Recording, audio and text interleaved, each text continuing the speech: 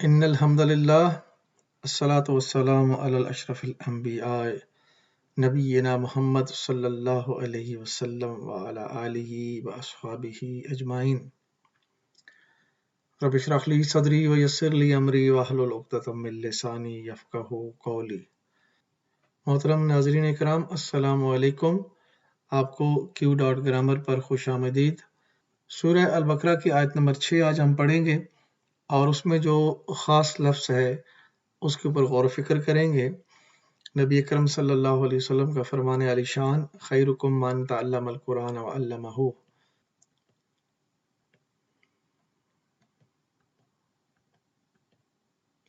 اعوذ باللہ من الشیطان الرجیم، بسم اللہ الرحمن الرحیم۔ سورہ البقرہ آیت نمبر 6۔ ان الذین کفروا سواء علیہم اانذرتہم ام لم تنذرہم لا یؤمنون۔ جن لوگوں نے ان باتوں کو تسلیم کرنے سے انکار کر دیا، ان کے لیے یکساں ہے کہ خواہ تم انہیں خبردار کرو یا نہ کرو، بہرحال وہ ماننے والے نہیں ہیں۔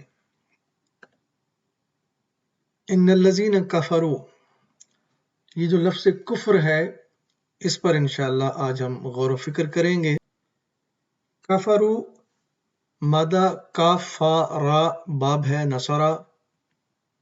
کفرا حق کو نہ پہچاننا، اور اس کے بنیادی معنی کسی چیز کو چھپانے اور اس پر پردہ ڈالنے کے ہیں۔ اور کسان کو بھی کافر کہا جاتا ہے کیونکہ وہ زمین میں دانہ کو چھپا دیتا ہے، اور ان معنوں میں بھی یہ لفظ قرآن کریم میں استعمال ہوا ہے۔ کفرا، اس نے حق بات پر پردہ ڈالتے ہوئے انکار کر دیا۔ کفر کی ضد ایمان ہے، اور اسے کفر اس لیے کہا جاتا ہے کہ اس سے ایمان پر پردہ پوشی کی جاتی ہے۔ کفر بمعنی احسان فراموشی بھی ہوتا ہے، اس معنی میں اس کی ضد شکر ہے۔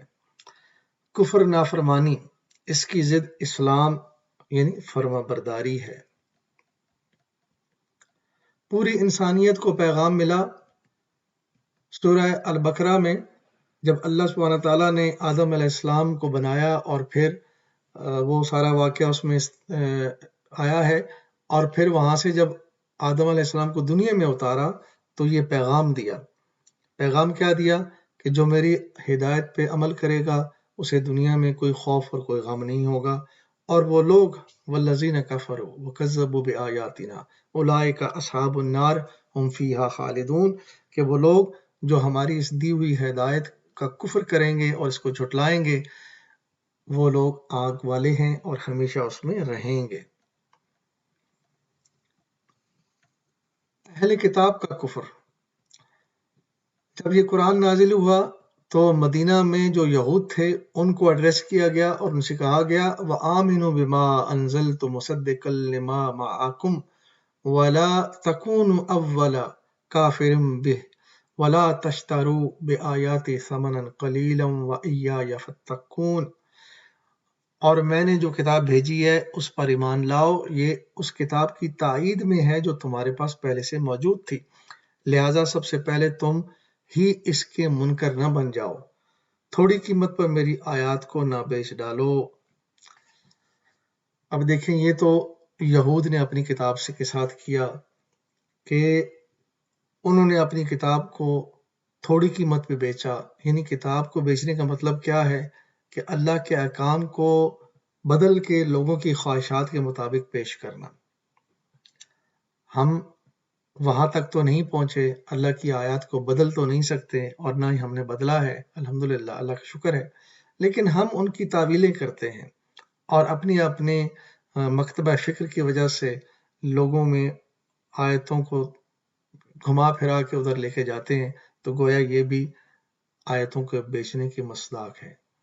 اور وہ لوگ یہ سب کچھ کر کے تو کیا ہی کر رہے ہیں، پیسہ کما رہے ہیں، دنیا کما رہے ہیں، نہ سمجھی کی وجہ سے۔ اللہ تعالیٰ ہمیں سب کو ہدایت دے۔ قرآن کو سمجھیں گے تو پھر الحمدللہ سارے مسائل ٹھیک ہو جائیں گے۔ آیات کا انکار اور اس کا بھیانک انجام۔ ان الذین کفروا بآیاتنا سوف نصلیہم نارا کلما نضجت جلودہم بدلناہم جلودا غیرہا لیذوقوا العذاب ان اللہ کان عزیزا حکیما۔ یہ قرآن حکیم کی سخت ترین آیت مبارکہ ہے، انتہائی شدید آیت مبارکہ، سورہ نساء آیت نمبر 56۔ جن لوگوں نے ہماری آیات کو ماننے سے انکار کر دیا انہیں بالیقین ہم آگ میں جھونکیں گے، اور جب ان کے بدن کی کھال گل جائے گی تو اس کی جگہ دوسری کھال پیدا کر دیں گے تاکہ وہ خوب عذاب کا مزہ چکھیں۔ اللہ بڑی قدرت رکھنے والا ہے اور اپنے فیصلوں کو عمل میں لانے کی حکمت خوب جانتا ہے۔ دیکھیے ہم نے بحیثیت امت اللہ کی کتنی آیات کا انکار کیا ہوا ہے۔ سب سے بڑی آیت جس کا انکار ہمارے سارے مکتبہ فکر ہمارے سب مسلمان کر رہے ہیں، اللہ سبحانہ تعالیٰ نے فرمایا فَاعْتَصِمُوا بِحَبْلِ اللَّهِ جَمِيعًا وَلَا تَفَرَّقُوا، اس کتاب کو پکڑ لو اور آپس میں تفرقہ میں مت پڑو۔ آج ہم نے کتاب کو چھوڑا ہوا ہے، تفرقہ میں پڑے ہوئے ہیں۔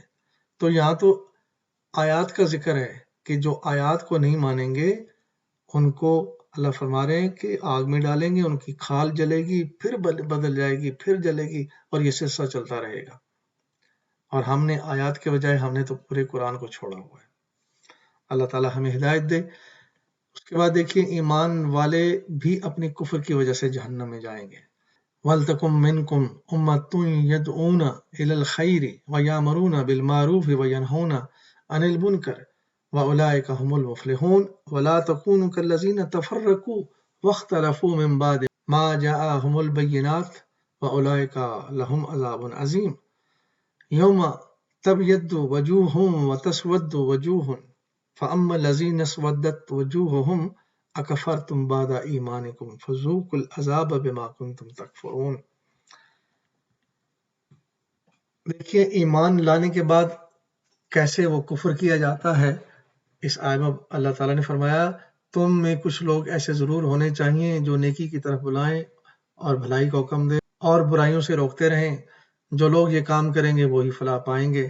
کہیں تم ان لوگوں کی طرح نہ ہو جانا جو فرقوں میں بٹ گئے اور کھلی کھلی ہدایت پانے کے بعد پھر اختلاف میں مبتلا ہوئے۔ جنہوں نے یہ روش اختیار کی وہ اس روز سخت سزا پائیں گے جب کچھ لوگ سرخرو ہوں گے اور کچھ لوگوں کا منہ کالا ہوگا۔ جن کا منہ کالا ہوگا ان سے کہا جائے گا نعمت ایمان پانے کے بعد بھی تم نے کافرانہ رویہ اختیار کیا۔ دیکھ لیجئے بڑے واضح طور پہ اللہ نے فرما دیا کہ ان لوگوں کی طرح نہ ہو جانا جنہوں نے آپس میں اختلاف کیا تھا۔ آج ہم کیا کر رہے ہیں؟ ہمارے اندر کون سا اتحاد ہے؟ ہر طرف اختلاف ہے، ہر طرف اختلاف ہے۔ تو پھر ہم تو سرہین جو ہے نا اللہ تعالیٰ کے احکامات کی نافرمانی کر رہے ہیں۔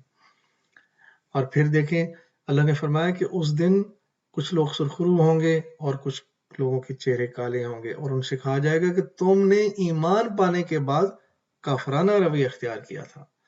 تو ہم جو کہتے ہیں نا کہ مسلمان تو کفر نہیں کر سکتا اور مسلمان جہنم میں نہیں جائے گا، تو ان آیتوں سے تو بالکل واضح ہے، یہ تو کہانی بالکل ہی دوسری بتائی جا رہی ہے۔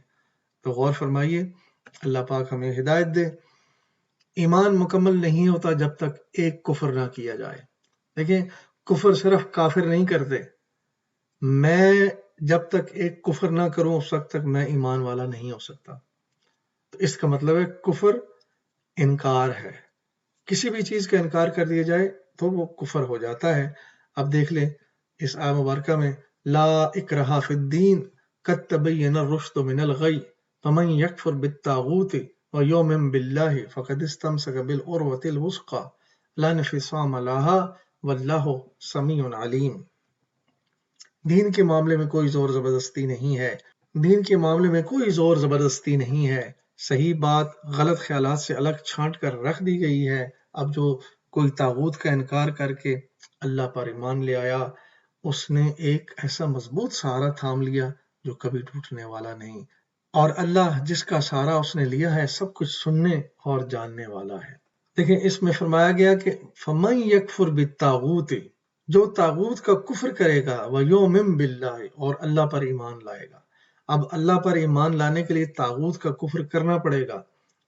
اب یہ ایمان قابل قبول نہیں ہے کہ ایک طرف ہم اللہ پہ ایمان رکھیں اور دوسری طرف ہم طاغوت کی تابعداری بھی کرتے رہیں۔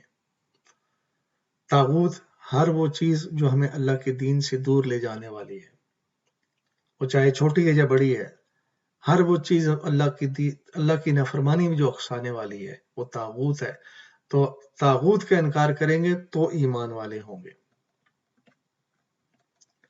ان الذین کفروا سواء علیہم انذرتهم ام لم تنذرهم لا یؤمنون، تو جو کافر ہیں، انکار کر دینے والے، ان کے لیے آپ ان کو سمجھائیں یا نہ سمجھائیں ایک برابر ہے، ایمان وہ نہیں لائیں گے۔ اللہ تعالیٰ نے فیصلہ فرما دیا۔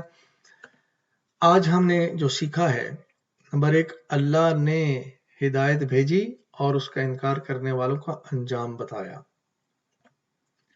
اہل کتاب کو ہدایت کہ تم اس کے پہلے انکار کرنے والے نہ بن جانا۔ آیت کے انکار پر جہنم میں کھالوں کا جلنا ہوگا۔ ایمان والے بھی اگر کفر یعنی انکار کریں گے تو جہنم میں جائیں گے۔ ایمان کامل تب ہوگا جب مومن طاغوت کا کفر کرے گا۔ جب کفر کا ذکر آئے تو لازم نہیں ہے کہ یہ صرف کافروں کی بات ہو رہی ہے، مسلمانوں میں بھی کافر ہیں۔ نبی اکرم صلی اللہ علیہ وسلم کا ارشاد گرامی ہے کہ جس نے جان بوجھ کر نماز چھوڑی اس نے کفر کیا۔